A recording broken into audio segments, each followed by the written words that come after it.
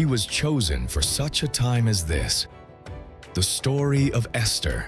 She was a young orphan, no power, no protection, no name that anyone in the palace would have cared to remember.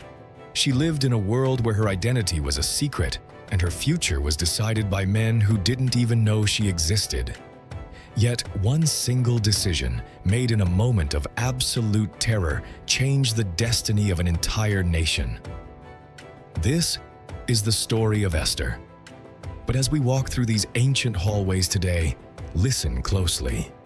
Because by the end of this video, you may realize this isn't just her story, it's yours.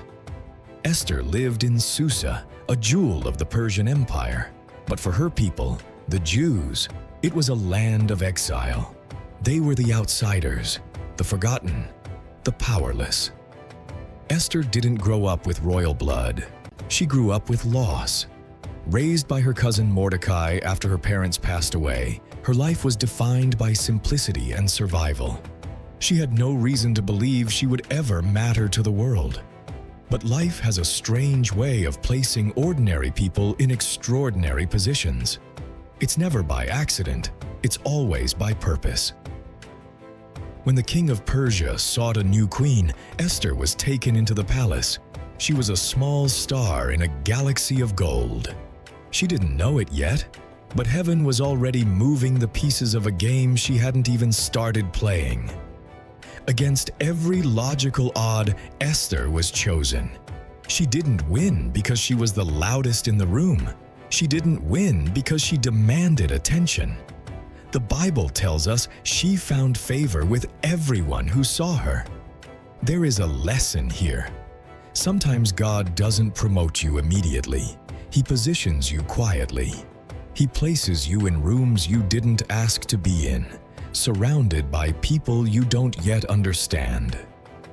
He does this so that when the moment of crisis arrives, your voice already carries the weight of the throne. Esther kept her identity hidden. On the advice of Mordecai, she didn't reveal her heritage. This wasn't cowardice. It was wisdom. Because in the economy of God, timing is just as important as talent. Then the shadows deepened. A man named Haman, consumed by pride and a thirst for blood, climbed to the highest seat of power next to the king. He hated Mordecai, and by extension, he hated Esther's people. He manipulated the king into signing a decree: total annihilation. On a specific day, every Jewish man, woman, and child was to be destroyed. The king's seal was set. In the Persian Empire, a law signed by the king could never be reversed. Suddenly, Esther was trapped between two deaths. If she remained silent, her people would perish, and eventually her secret would be found out. If she spoke up, she had to approach the king without being summoned. The law was simple. If the king didn't hold out his golden scepter, anyone who walked into that inner court was executed on the spot. Silence felt like safety, but silence was a death sentence. Mordecai sent a message to the palace that would echo through 3,000 years of history. He told her, "Do not think that because you are in the king's house, you alone of all the Jews will escape. For if you remain silent at this time, relief and deliverance will arise from another place. But who knows whether you have come to the kingdom for such a time as this?" In that moment, Esther's perspective shifted. She realized her crown wasn't for her comfort. Her position wasn't for her status. It was for her responsibility. She stopped looking at the danger and started looking at the duty. She called for a fast. She asked her people to pray. She stripped away the royal ego and leaned into divine strength. And then she uttered those immortal words. "If I perish, I perish."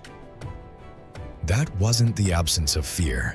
That was the presence of courage in the face of it. Esther stepped into the court. The air was thick with the scent of incense and the threat of death. But when the king saw her, he didn't see an intruder. He saw a queen. He held out the gold. What followed was a masterclass in patience and divine reversal. What Haman meant for destruction, God used for deliverance. The gallows Haman built for Esther's family became the place of his own downfall. The decree of death was overwritten by a decree of life. An entire nation was saved because one woman chose obedience over safety. Because when human courage meets God's timing, destinies don't just change, they shift the world.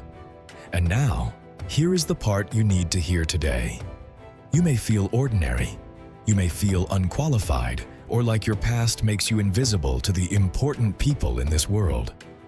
But Esther was an orphan in a foreign land. She was unqualified too. You may think your voice doesn't matter, or that the fear you feel is a sign that you should stay silent. But history changed the moment Esther said yes, while her hands were still shaking. So let me ask you, what if you are where you are, right now, in that job, in that city, in that struggle, not by accident? What if you were placed there for such a time as this?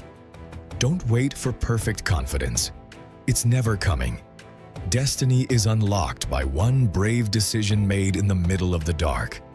This is your moment. Step into the court.